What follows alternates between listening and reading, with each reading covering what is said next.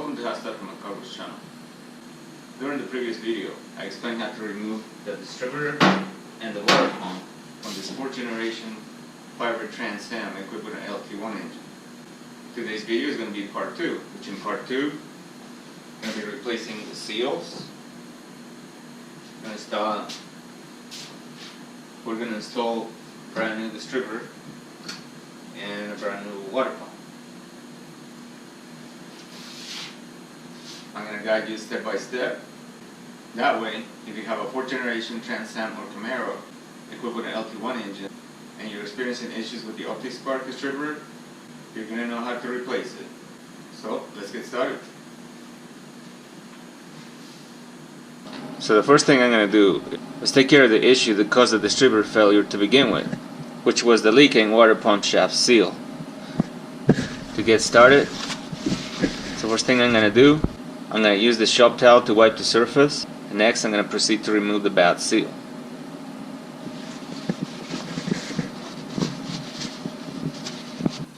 To remove the oil pump shaft seal, use a sharp punch to mark a dot in the center of the metal section, and after you mark it like this, use an angle drill in a small drill bit to drill a pilot hole. After you drill the hole, insert a screw so you can pull the seal out using channel lock pliers or locking pliers. Now if you don't have an angle drill, you may be able to drive the punch all the way in without damaging the rest of the seal or getting into the housing, because the space is very limited right here, but it is possible. So this is how the screw looks like when it's installed. Here's a tip: when you're drilling the pilot hole with the drill bit, make sure that you don't go in too far. Now the seal has 2 layers, has the outer and an inner one. You can look at your new seal so you can see what I'm talking about, but right after that is your timing cover, so be very careful so you don't drill the hole all the way through. Put a small set of locking pliers over the screw that you just put on, and use a pry bar to pry the seal out. Use the housing of the timing cover like that. See how it's coming out right there?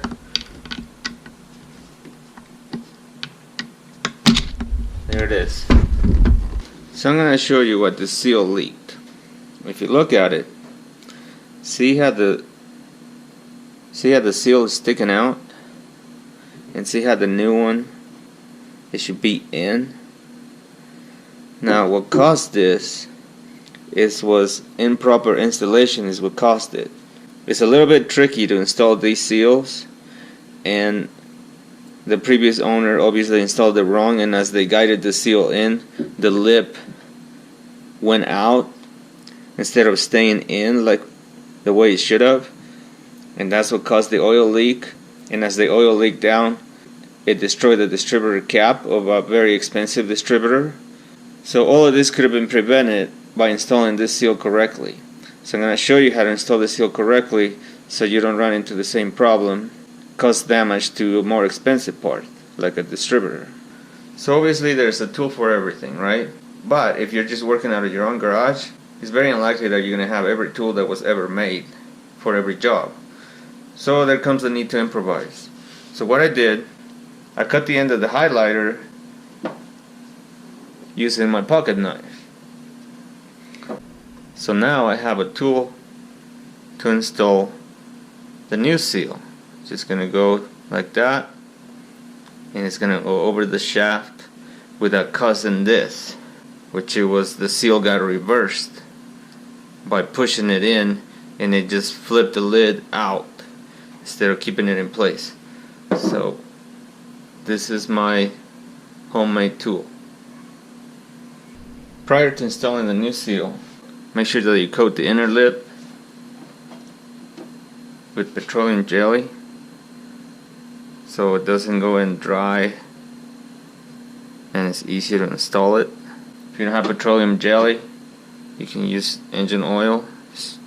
Now after you guide it in with your hand and try to push it as much as you can so it wants to stay, then you're going to need a socket that is almost the same diameter as the outer edge of the seal. and you're going to tap it in with the hammer.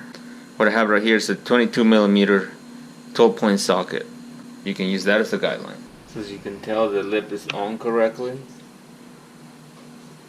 So it's just a matter of installing it on the timing cover.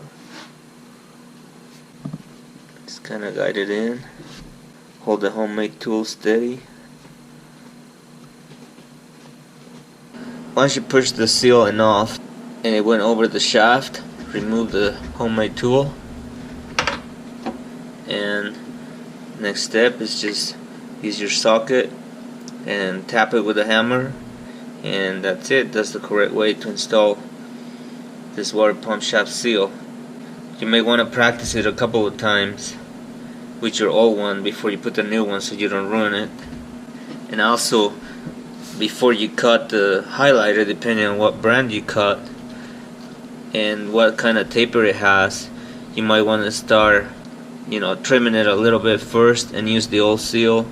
Same thing, practice a few times, and you just want to cut it off to be able to slide the seal in. Installing the distributor shaft seal is similar to the water pump shaft seal. Just drill a small hole, put a small screw and pull it out, and install the new one with a socket the same way you installed the previous seal.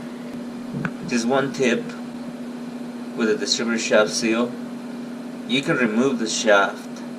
If you do remove it, it's a good idea to use white paint to mark a line and make an alignment mark on both the shaft and the timing cover to install it back in the original location. The splines are set up to where it's only going to go in one way, but if you paint the marks, it'll be faster to align it.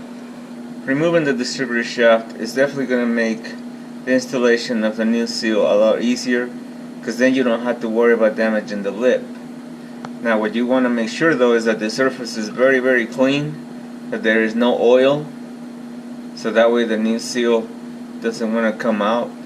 And when you're driving it in with the socket, just make sure you don't drive it past the housing. Just make sure that it stays flush. Once you install it, coat the inner lip of the seal with either petroleum jelly or engine oil. To be able to replace the front crankshaft seal, it's necessary to remove the harmonic balancer mounting bracket. So it's easier if you use an air impact to loosen the center bolt using a 5/8 socket. So to be able to use the harmonic balancer puller, you're gonna have to insert a pin in here because of the way this part is made. So I'm using, this one came with my Chrysler harmonic balancer puller out of all things, and this is the part number right here. It's upside down, but I'm sure you can see it. So using the pin, I'm gonna be able to use the harmonic balancer puller. So I'll show you how. Alright, so here's the puller completely installed. Got the pin in there, got the 3 bolts threaded into the part we're trying to remove. So now, pretty simple, as the puller bolt is turned in the clockwise direction, and you can see how it drives the part out.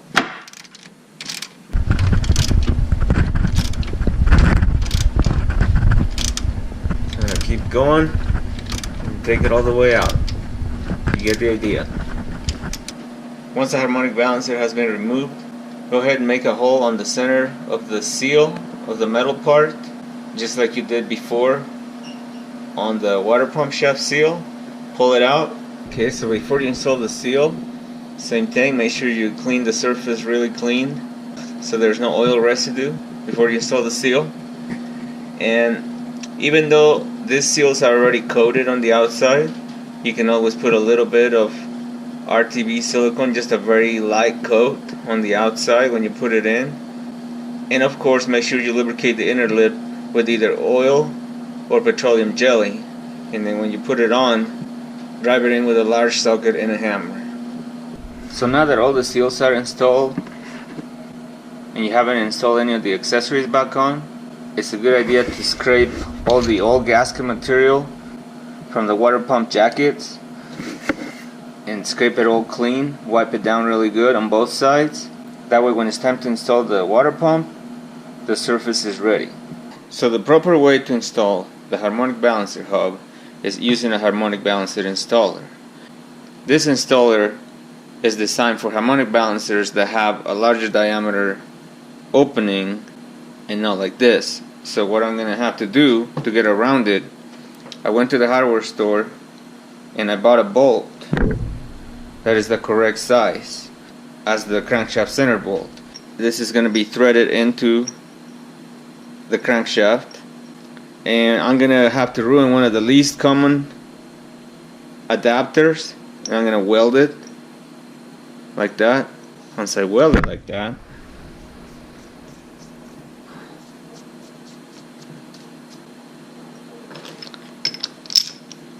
I'm going to be able to use the installer just the same way I would do it with any other one, you know, because once this is welded, then this goes over like that, and I can always put more spacers or a socket in between it if it feels like it's bottoming out, you know, just put a deep socket in between right here.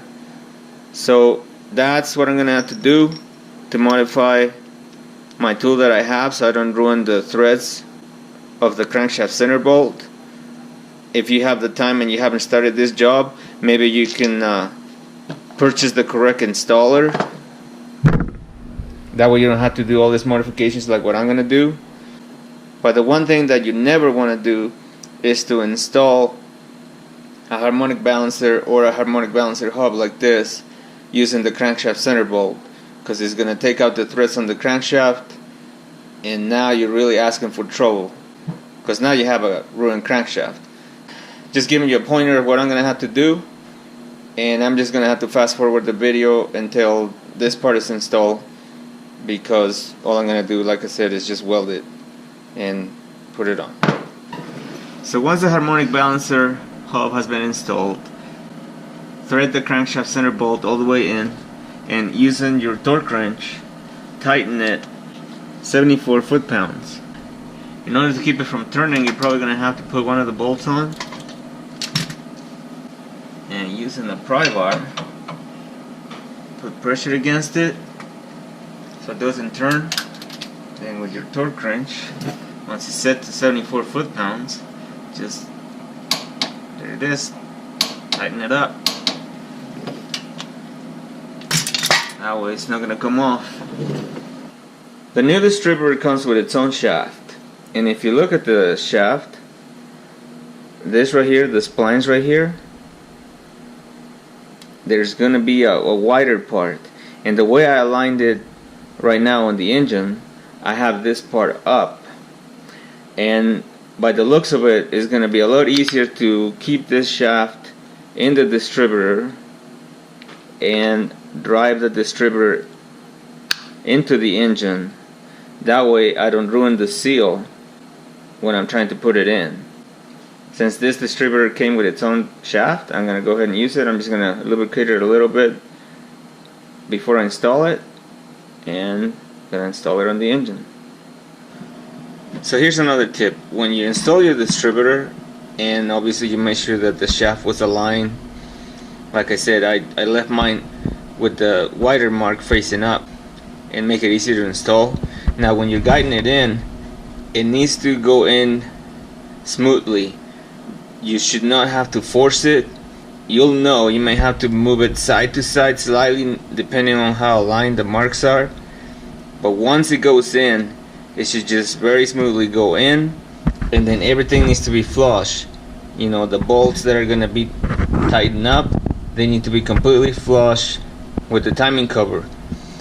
Any opening, even if it's very small, is going to indicate that your distributor is not aligned correctly, and when you tighten it up, it's going to break the housing just the same way the housing of the old distributor was broken, because obviously it wasn't installed correctly the first time. Plus, if you for some reason managed to install it wrong, the timing would be off. The car wouldn't run correctly, or maybe it wouldn't even run at all. Once the distributor has been installed, install the bolts and tighten them to 106 inch-pounds, not foot-pounds, inch-pounds, otherwise you'll snap these bolts. Tighten all 3 of them. So once the distributor mounting bolts have been tightened and torqued to the specs, connect your spark plug wires on both sides, and of course don't forget to connect the hose at the bottom.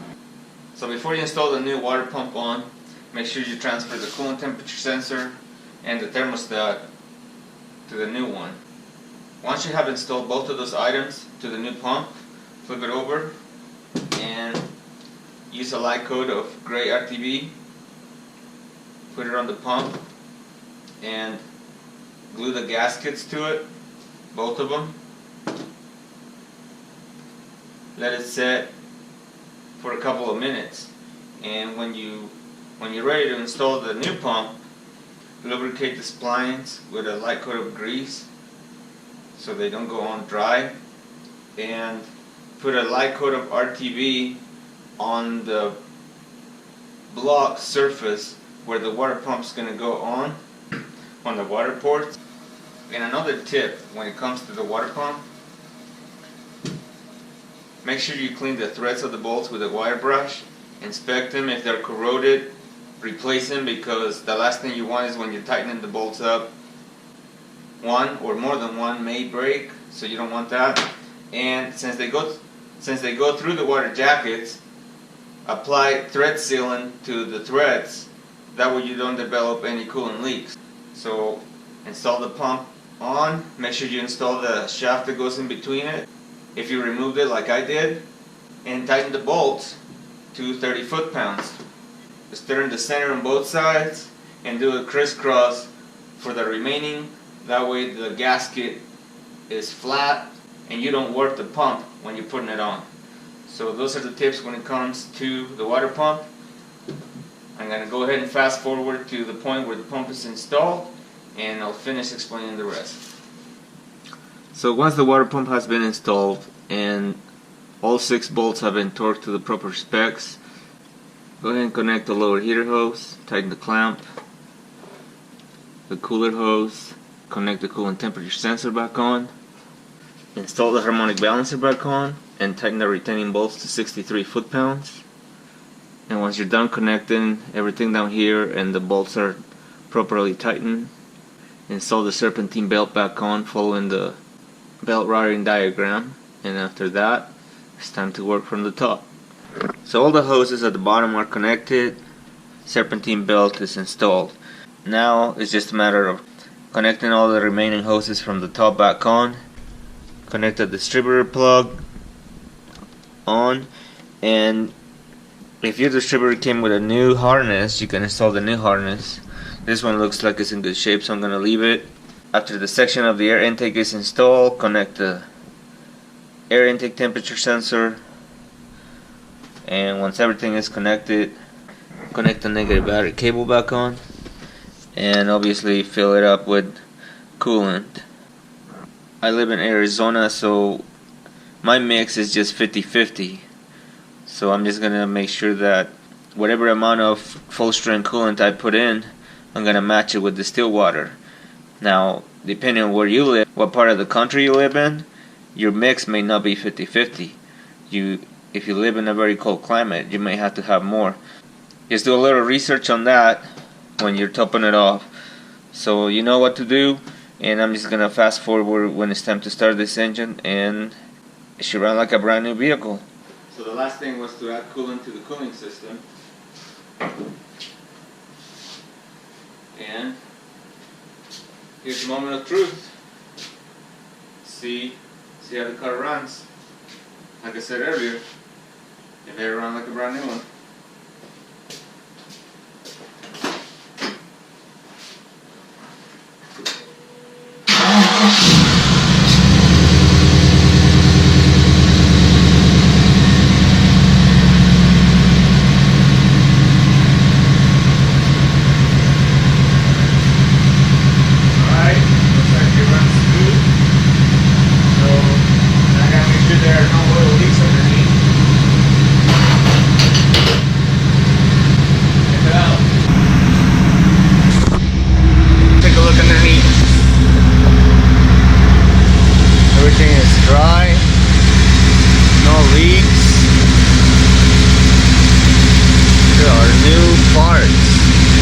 water pump, new distributor, no oil